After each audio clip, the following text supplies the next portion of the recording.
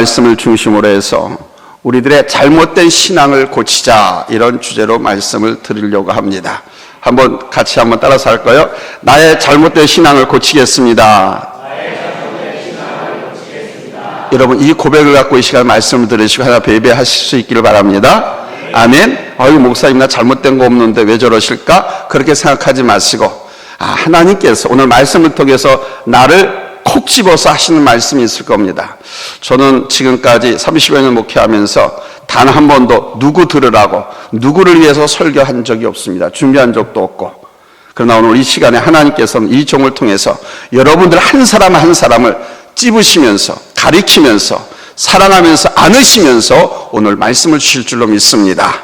아멘. 우리를 사랑하시려고, 축복하시려고, 충성되어 여기셔서 귀한 말씀을 내게 주신다 생각하고 아멘하고 여러분 순종해서 하나님의 사랑을 받고 귀하게 쓰임받는 우리 성도님이 다 되시기를 예수님의 이름으로 축복합니다.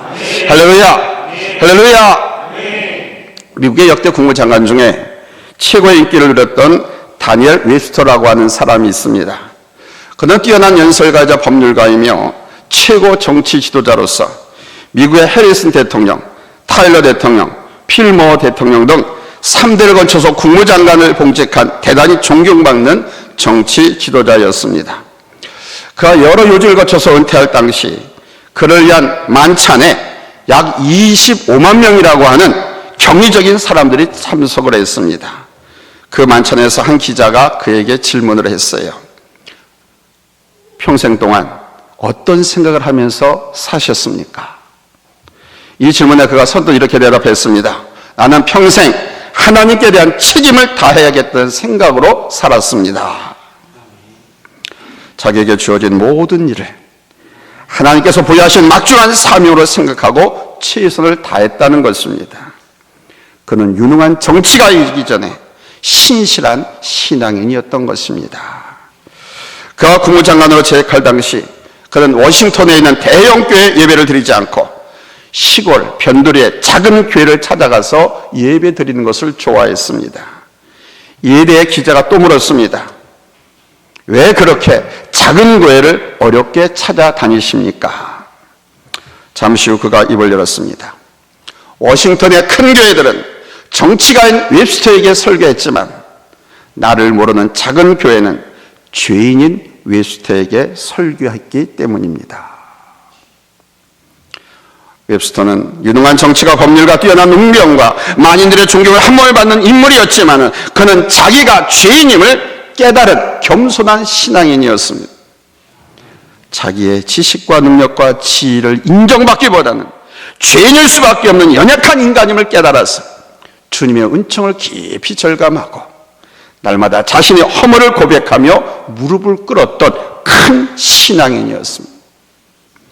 여러분, 이런 신앙인이야말로 믿음의 큰 사람이라고 말할 수 있지 않겠습니까?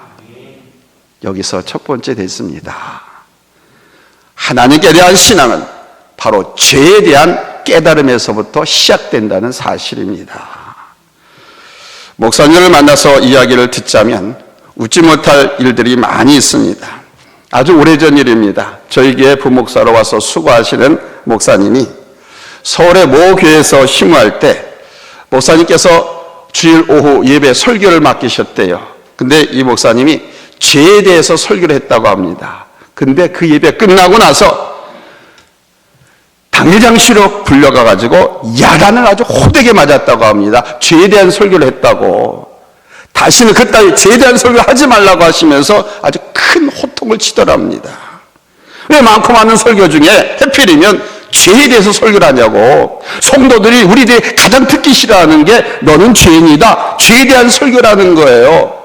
나는 지금까지 한 번도 듣기 싫은 설교를 하지 않았는데 왜 내가 그런 짓을 하냐고 하면서 다시는 죄에 대해서 설교하지 말라고 야단을 치더랍니다. 죄인인 웹스터에게 외치는 설교를 듣고 싶어서 작은 교회를 찾아가는 그 사람과 여러분 너무 대조적이지 않습니까? 요즘은 자기가 죄인임을 거부하는 사람들이 많이 있습니다. 마치 자신은 허물이 없는 사람이냐, 지혜와 지식에 가진 것에 대한 인정을 받으려고 애쓰는 사람들이 얼마나 많은지 몰라요. 물론 우리 소강교회는 그런 분이 한 분도 없는 줄로 믿습니다. 아멘. 아멘 소리가 작으면 거주 이상한 거예요. 그러나 여러분, 하나님께 대한 신앙은 죄에 대한 깨달음에서부터 시작된다는 사실을 우리가 잊지 말아야 돼요. 죄인임을 깨달았을 때 주님의 은총이 찾아오는 것이고, 죄인임을 깨달았을 때 비로소 구원의 은혜가 우리에게 물밀듯이 밀려오는 거예요. 오늘 본문에 등장하는 요나 선지자를 보십시오. 그는 요나서의 저자이기도 합니다.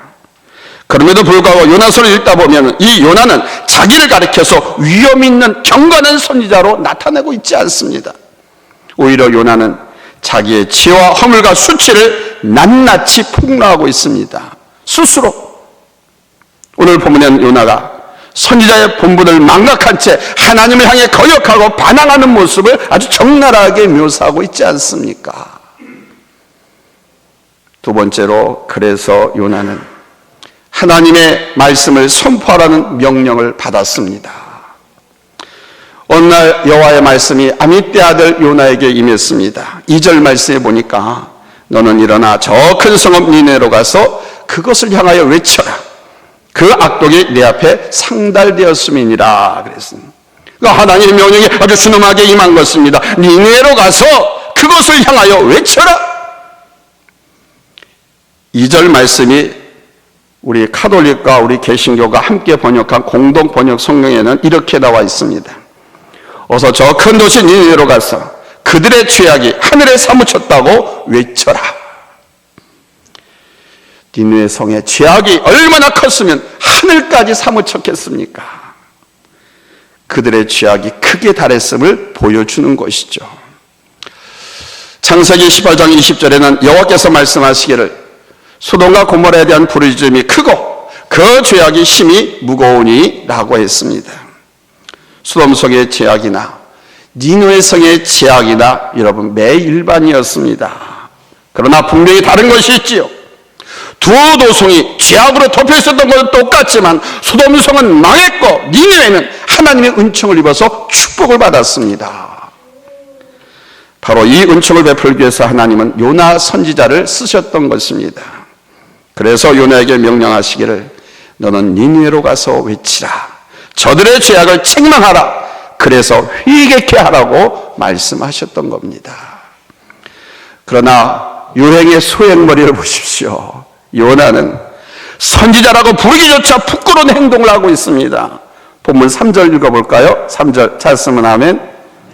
합독합니다. 시작. 그러나 요나가 여호와의 얼굴을 피하려고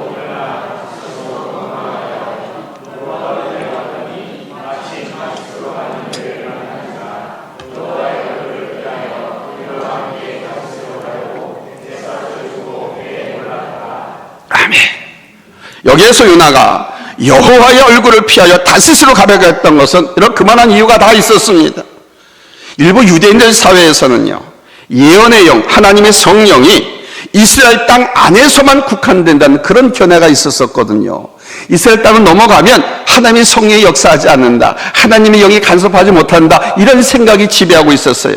그래서 요나는 다시스, 오늘날 저 스페인으로 도망을 했던 거기로 가면 예언의 영이 자기에게 임하지 않을 것이라고 생각하고 도망을 친 겁니다.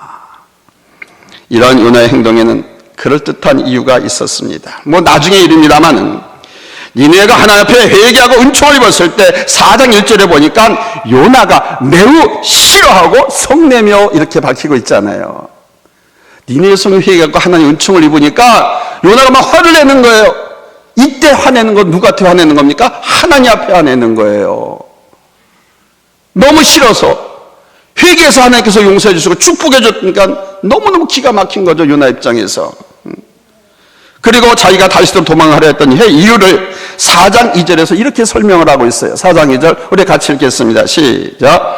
내가 빨리 다시스로 도망하여 싸우니 주께서는 은혜로우시며 자비로우시며 노하기를 더디하시며 인애가 크시사 뜻을 돌이켜 재앙을 내리지 아니하시는 하나님이신 줄을 내가 알았음이니이다. 아멘.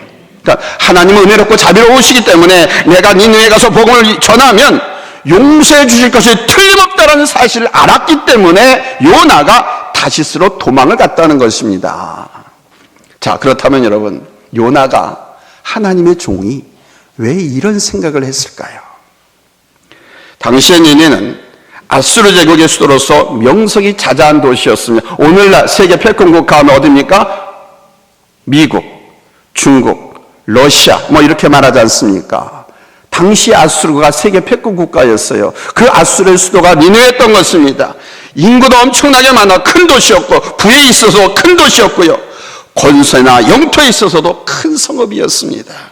거기에다가 죄악은 이루 말할 수가 없었고요. 그들의 악명은 이스라엘 민족에게도 널리 알려져 있었습니다. 현재는 우리 한국과 일본과의 적대 감정이 많이 완화되었습니다만은 저 천안에 가보면 독립기념관이 있지 않습니까? 그 독립기념관에 가보면요, 우리 대한민국이 일본인들에 의해서 얼마나 많은 박해와 피를 흘렸는가를 실감할 수가 있습니다. 죄 없는 우리 민족을, 이 땅을 침탈하고 우리 민족을 그렇게 막 고문하고 그 고문하고 죽이는 그 장면, 어린 아이의 눈을 가려주어야 할 만큼 끔찍하고 몸서리가 쳐집니다. 요나가 니느웨에 대해 가졌던 감정과 일제치하에 있는 우리 한국인이 일본에 대해 가졌던 감정이 거의 비슷할 정도인 겁니다. 그래서 요나는 요나서 4장 5절에 보면은 마지못해 니느웨의 복음을 전해놓고서도 그냥 그늘에 앉아서 니느웨가 어떻게 됐는가를 보려고 했어요. 요나의 마음은 이거죠. 니느웨가 소돔처럼 유황불에라도 타버리기를 기다리는 그런 마음뿐이었다는 겁니다. 바로 니느웨에 대한 이러한 적개심 때문에 요나는 선지자의 본분도 망각한 채 다시스로 도망을 친 것입니다. 이것은 하나님을 향한 요나의 반항이 아닐 수 없죠. 이것은 하나님께 맞서는 요나의 잘못된 신앙인 것입니다. 그런데 여러분, 3절 말씀에 보면 묘한 현상이 벌어지고 있습니다. 3절에 바로 이 부분에 제가 전하고자 하는 메시지의 핵심이 담겨 있습니다. 우리 다 같이 읽겠습니다. 본문 3절 찾으면 아멘 합니다. 큰 소리를 읽읍시다. 시작. 그러나 요나가 여호와의 얼굴을 피하려고 일어나 다시스로 도망하려 하여 욥바로 내려갔더니 마침 다시스로 가는 배를 만난지라. 아멘. 여기에 무슨 메시지의 핵심이 담겨 있을까요? 이거 아무것도 아닌데. 요나가 때마침 다시스로 가는 배를 만나는 장면이 여기에 나오고 있습니다. 이게 무슨 말씀입니까? 요나는 지금 하나님의 말씀을 거역하고 있거든요. 하나님과 맞짱뜨고 있거든요. 하나님의 뜻을 묵살했거든요. 여러분, 하나님은 니네 백성을 회개시켜서 살리라고 하셨는데 요나는 저놈들의 심판을 받아서 불에 타 죽는 것을 보고 싶어 했어요. 그런 요나가 가는 길이 오늘 성경에 보세요. 왜 이렇게 평탄합니까?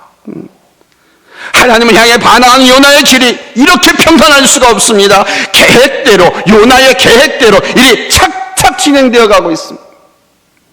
욥바로 내려가 다스로 가는 배를 타고 가야지 했는데 마침 기가 막히게 타이밍이 맞아 떨어진 겁니다. 욥바로 가자마자 다스로 가는 배가 출항의 뱃고동을 못 울리는 거예요. 출항의 뱃고동을 울리고 기다리고 있는 거예요. 이 다시스로 가는 배를 타기 위해서는요, 평상시 최소한 3일에서 수십 일을 기다릴 수도 있었는데 항구에 도착하자마자 그 배가 기다리고 있던 겁니다. 요나는 기분 좋게 배에 올라타고 다시스를 향해 다름질을 쳤습니다. 순풍에 돛을 달고 항해하는 요나, 하나님을 향해 반항하는 요나의 길이 너무 평탄하게, 너무 평온하게 펼쳐지고 있습니다. 여기서 우리는 우리의 잘못된 신앙이 무엇인가, 이것을 돌아봐야 됩니다. 저는 여기에서 잘못된 신앙 몇 가지를 점검하고자 해요. 여러분들에게 지적하고자가 아니라 우리들의 잘못된 신앙을 점검했으면 합니다. 많은 성도님들이 이렇게 말하는 것을 보게 됩니다. 일이 순조롭게 잘 진행될 때는 하나님께서 인도하신다 이렇게 말하다가 뭔가 일이 잘 풀리지 않을 때는 하나님의 뜻이 아닌가 보다. 또 주여 뜻대로 하옵소서 해놓고는 잘 되어가면 하나님의 뜻이고 고난과 어려움이 와서 어떤 장애물, 방해를 만나면 하나님 막으시는가 보다 하고 그냥 금방 포기해버리는 사람들이 얼마나 많은지 모릅니다. 여러분은 물론 안 그러시겠죠? 물론 주님의 뜻대로 하옵소서라고 하는 이 신앙 고백 얼마나 멋지고 훌륭한 것인지 모릅니다. 그러나 문제는 주님 뜻대로 하옵소서 해놓고는 나는 땀 흘릴 생각도 안 하고 노력도 안 하고 아무것도 안 하고 기다리고만 있는 것이 문제인 거예요. 이런 신앙을 갖고 있는 사람은 여러분 평생 가도 할 수 있는 것은 아무것도 없습니다. 우리는 요나가 하나님 앞에 반항하는 길로 접어들었을 때 그 길이 처음에는 평탄대로였다는 것을 명심해야 됩니다. 그래야 여러분들이 놓치지 않습니다. 내가 하나님의 뜻과 반대로 내 뜻대로 내가 이 길을 가는데 야, 일이 착착 잘 풀리네. 이럴 때 요나가 하나님의 뜻과 맞서서 맞짱 뜨고 반항의 길로 갔을 때 요나도 그랬다고 하는 것을 잊지 말라는 겁니다. 그러나 여러분, 그 길은 우리 하나님께서 원하시는 길이 아니고 오히려 멸망의 길이요 책망의 길이 된다는 사실입니다. 여기에서 사도 바울을 한번 생각해 보려고 합니다. 사도 바울, 그는 3차례에 걸쳐서 세계 전도 여행을 하면서 복음을 전하는 분이십니다. 그러나 그는 가는 곳마다 핍박을 받아야 했고 매를 맞아야 했으며 옥고를 치르며 죄인 아닌 죄인에 대해서 온갖 서러움을 다 받아야만 했습니다. 특히 르스드라에서는 유대인들이 사도 바울을 죽이기 위해서 돌로 쳤어요. 결국 저들은 그 돌에 맞아 사도 바울이 죽은 줄 알고 성 밖에다 내다 버리기까지 했어요. 그러나 하나님께서 기적적으로 그를 살리셨죠. 기적적으로 살아난 이 바울은 그 다음날 바로 바나바와 함께 더베로 가서 복음을 전했습니다. 여러분, 루스드라에서 더베까지 거리가 얼마 되는 줄 압니까? 96km예요. 96km. 96km면 여기서 대전 정도 되겠죠? 그렇게 죽도록 마서 죽은 줄 알고 내버렸던 그가 하나님께서 살려주시니까 그 다음날 일어나서 96km 되는 거리를 걸어가서 더베에 가서 복음을 전했습니다. 죽을 때까지 손도 들 수 없을 정도로 그렇게 맞아서 죽은 시체가 다 되었던 그가 그 아픈 상처와 몸을 이끌고 비틀거리면서 96km의 전도 여행을 중단하지 않은 그 바울의 신앙을 우리가 한번 생각해 보자는 겁니다. 그 여행은 바로 생사를 넘나드는 죽음의 전도 여행이었죠. 여러분, 지금까지 우리 원로 목사님과 더불어서 얼마나 우리 소강교회를 위해서 헌신하고 얼마나 고생 많으셨습니까? 그러나 그 고생과 헌신 속에서도 하나님의 위로와 하나님의 축복을 여러분 다 경험하셨지 않습니까? 아멘? 그 위로와 축복을 경험했기 때문에 그나마 우리는 그래도 위로가 돼요. 그렇죠? 여러분, 그래서 하나님께서 또 저를 또 만나게 해주셨잖아요. 그 축복의 연장선에서 더 큰 은혜와 축복의 길로 우리를 이끌어가게 하기 위해서 또 저를 만나게 해주셨잖아요. 제가 지금까지 목회를 하고 또 성도를 이렇게 지도하고 하면서 저와 함께 신앙생활한 사람들은 다 부자가 됐습니다. 그 중에 한 분, 증인이 저기 지금 2분이 앉아 계세요. 끝까지 하나님의 말씀에 순종해서 신앙생활 같이 한 분들은 다 부자가 됐습니다. 아이가 없던 가정에는 자손들이 번창하게 되었고요. 사업으로 쫄딱 망해서 어려웠던 가정들은요, 부자가 돼서 사장님의 CEO 자리를 회복하고요. 아멘? 자손들이 다 무엇을 하든지 간에 척척 다 붙고 아주 귀한 자리로 올라가고. 아멘? 하나님이 우리 소강교회 여러분들을 더 축복된 연장선으로 하나님께서 귀 사용하시고 자랑할 만한 그런 자리로 이끌어가게 하기 위해서 오늘 또 저를 만나게 해주셨다고 저는 확신합니다. 아멘? 사도 바울이 그랬어요. 그렇게 죽을 정도로 몸을 다 포기할 그런 상황에도 불구하고 하나님께 주신 그 사명, 그 비전 하나 붙들고 그렇게 복음을 끝까지 전도했던 것입니다. 사랑하는 여러분, 바울이 고난이 왔다고 하나님의 뜻이 아닌가 보다 하고 포기했습니까? 다시 말해, 고난이 오면 하나님의 뜻이 아니고 평탄하면 우리 하나님의 뜻이란 말입니까? 반항했던 요나의 길이 평탄했다는 사실을 잊지 마십시오. 또한 여러분, 이 세상이 돌아가는 모습을 한번 보십시오. 사기꾼들이 더 잘 살고 악인이 형통하고 권력과 돈을 무기로 향락에 빠져서 타락의 삶을 살아가는 사람들이 더 평탄하고 승승장구하는 것을 보게 됩니다. 그러나 여러분, 평탄하다고 순풍에 돛을 달았다고 돈을 뿌리며 향락을 즐기며 사는 졸부들의 인생이 형통하다 할지라도 그것 진정 하나님의 뜻이요 복이라고 생각하지 마십시오.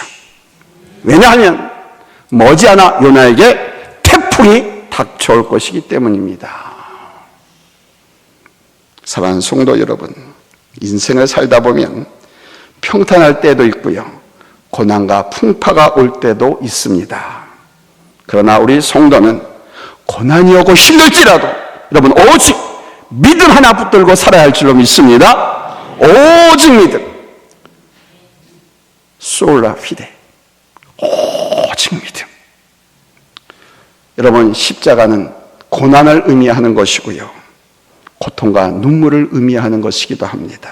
그러나 십자가 크로스오버의 이 삶은 훗날 좋게 비교할 수 없는 영광과 치환되게 되는 놀라운 축복이 되는 것입니다.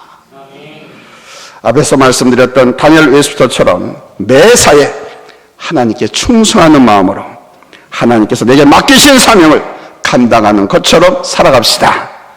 하나님 내게 목사로, 장로로, 권사로, 집사로, 성가대로, 찬양대원으로, 반주자로, 안내원으로 여러 가지 교회에서 직분을 주셨어요. 사명을 주셨어요. 왜? 나를 사랑하고 신뢰하고 충성되게 여기셔서 복받게 하시려고. 잊지 마십시오.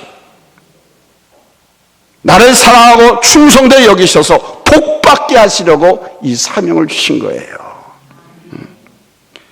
순탄한 길이 펼쳐지든지 아니면 태풍과 고난의 길이 펼쳐질지라도 여러분 하루하루를 하나님 앞에 충성하는 마음으로 살아갑시다. 동의하십니까? 아멘이십니까? 순종하는 마음과 감사하는 마음으로 하루하루의 삶에 충실하셔서 우리 주님의 풍성한 은혜와 축복을 받아서 행복한 신앙생활, 행복한 삶을 살아가시기를 예수님의 이름으로 축원합니다. 할렐루야, 할렐루야. 기도합시다.